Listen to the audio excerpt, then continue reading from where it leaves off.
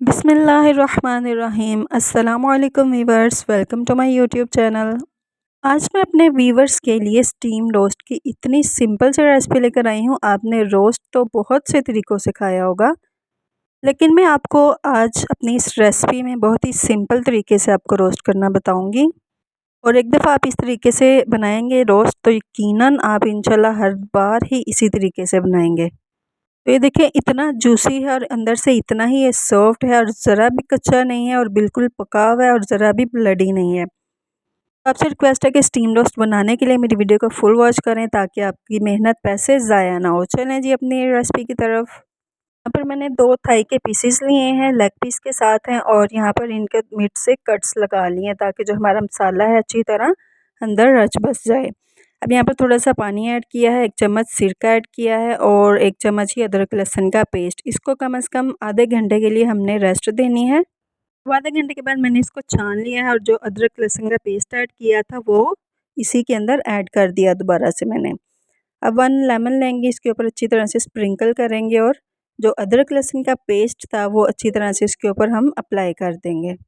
दूसरी जानब आधा पाव मैंने लिया है दही, हाफ़ स्पून नमक ऐड करेंगे, 1 स्पून ऐड करेंगे पिसी हुई लाल मिर्च।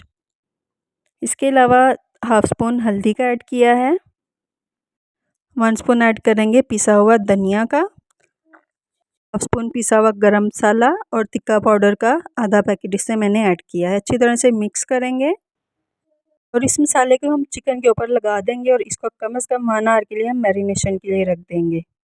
जितना मुमकिन हो सके हाथों की मदद से कट्स के अंदर अच्छी तरह से मसाले को आप अप्लाई करें ताकि जो इसका टेस्ट है, फ्लेवर और मसाला वगैरह अच्छी तरह से इसके अंदर जज़ब हो जाए। मसाला अच्छी तरह से चिकन के अंदर चला जाए और 1 आवर के लिए इसको हम मैरिनेट करने के लिए रख देंगे।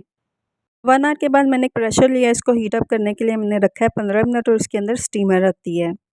कोई भी एक सिल्वर का बाउल ले लेंगे और इसके अंदर मैंने थोड़ा-सा ऑयल अप्लाई किया और ब्रश की मदद से अच्छी तरह से हम ऑयल साइडों पे लगा देंगे ताकि हमारा जो चिकन है वो इसके साथ ना चिपके। अब चिकन को इसके अंदर हम ऐड करेंगे, वैसे पानी छोड़ेगा चिकन काफ़ी ज़्यादा, तो हमने इसको ज़्यादा स्टीम नहीं देना। कम से कम 15 मिनट के लिए हमने इसको वेट लगा के रख देना है। अब अच्छी तरह से जो सारा मसाला हमारा था वो भी इसके ऊपर हम डाल देंगे ताकि हमारा चिकन फीका ना रहे और स्पाइसी बने। थोड़ा-सा ऑयल भी ऐड करेंगे इसके ऊपर से। जो बाउल है इसके अंदर ऐड करके कम से कम हम 15 मिनट का वेट देंगे। 15 मिनट के बाद देखिए जी चिकन मुकम्मल तौर पर माशाल्लाह गल चुका है और इसने पानी भी छोड़ दिया, ये देखें आप चेक करें।